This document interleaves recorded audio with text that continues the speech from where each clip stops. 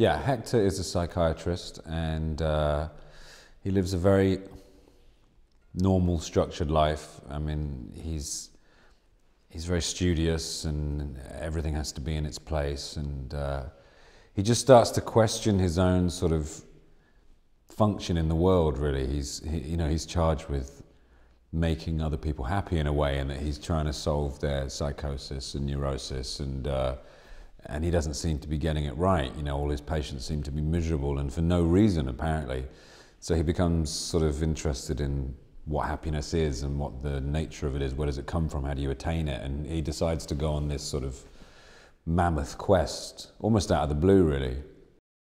I think Hector and Clara have fallen into a kind of pattern which suits them both very, very much. I mean, they're both very happy with the status quo, and I think they could just preserve that moment that they're in right now. They probably would. Thankfully, they're forced to address it, but their life is very neat, very ordered.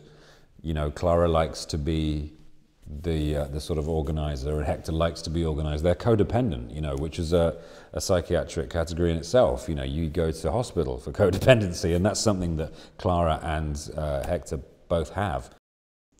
Christopher Plummer was just amazing in that he was kind of, you know, he's a sort of, well, he's a legend. I mean, he's an Oscar-winning, very, very experienced actor who's been in so many films. A lot of the films that I love that he's in, I forgot that he was in until he'd gone.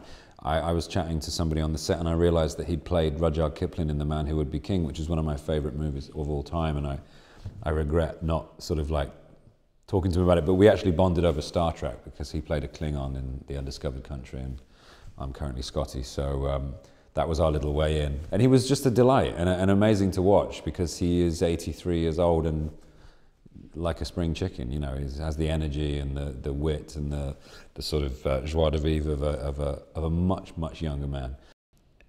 Happiness for me is just not having any kind of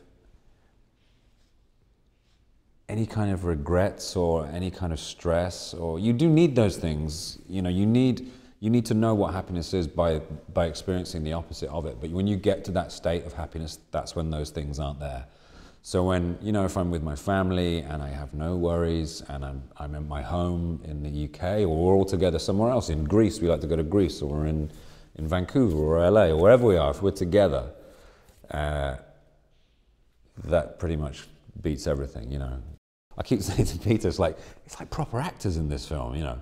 I never really see myself as that. And then there's like Toni Collette and Rosamund Pike and Chris Plummer and Jean Reno and Stellan Skarsgård, you know. It's just, the list goes on, and it's kind of, I feel a bit like, a bit out of my depth. I feel like Hector.